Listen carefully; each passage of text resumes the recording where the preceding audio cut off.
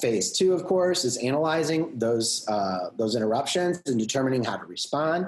Okay, determining gaps between recovery requirements and current capabilities. Okay, one thing I liked about Cody's business model is that it's decoupled from the physical workspace. It has to be, right? I mean, painting and that type of tacit learning is very intimate learning experience, and so it's definitely probably better in person to be able to do the fine tuning on that teaching.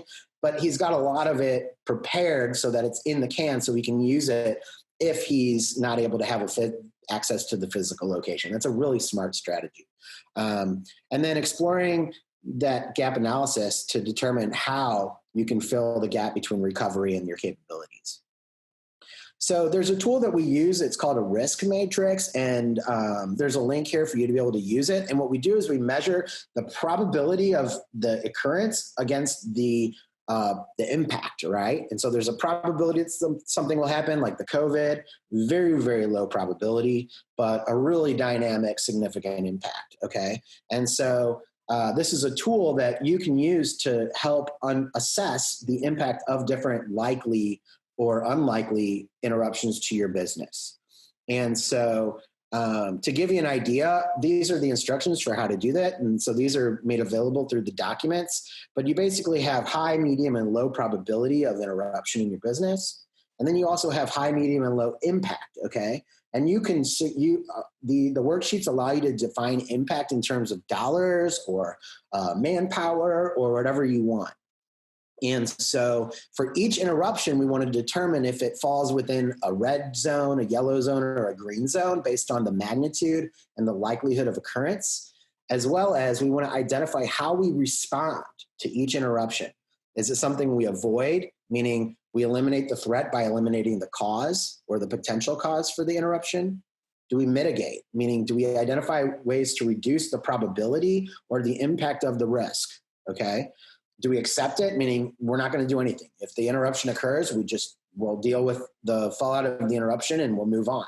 Or do you transfer, meaning do you make another party responsible for the risk, okay? And so insurance, outsourcing, there's a lot of opportunities for small businesses to work with consulting partners, as well as the SBDC, to really understand how to determine where the responsibility for an interruption will fall. Okay. And of course, there's insurance as a catch-all for any of these interruptions.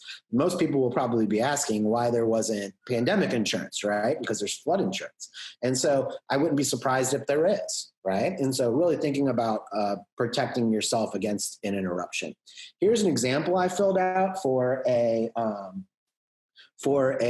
risk matrix. And so here you can see that this was for, I ran a truck stop at one point. And so when I was running this truck stop, there was a diner activity, and I wanted to think about all the disruptions that I dealt with, which were so frequent. I mean, all of these were actual interruptions to the business that I took over. And so when I took the business over, there was no response plan in place. There was no tool to use. And so I dealt with a lot of these as they occurred while building a way of responding. So very high impact would be like negative cash flow, right? So that's a business interruption, if I've ever heard one. And the likelihood, given pandemic, is very high, right? And so that's a real interruption to your business. But also fire, servers and network crashes, theft and vandalism, workplace injuries, okay? These would all be very high, and they all have different likelihoods, right? So there's a very low likelihood of a fire or your servers going down. Whereas there is a very high likelihood that, there's no PPE available, or there was no supply.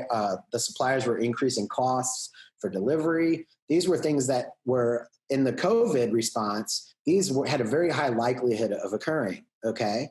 And they also had a very high level of impact. And so if people were thinking about this before the COVID happened, right, then they would have had methods in place and processes in place to protect against those interruptions, okay?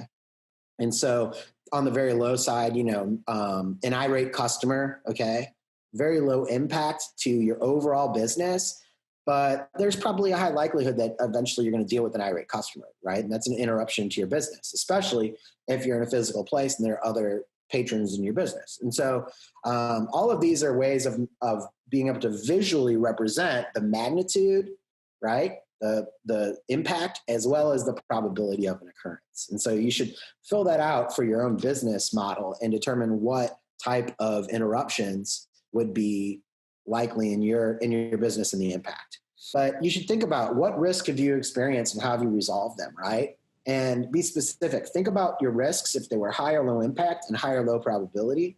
And do your members, your group members, your patrons, your team, your workforce, do they share those risks? Do they appreciate those risks? And do they see the solution to those risks the same way that you do?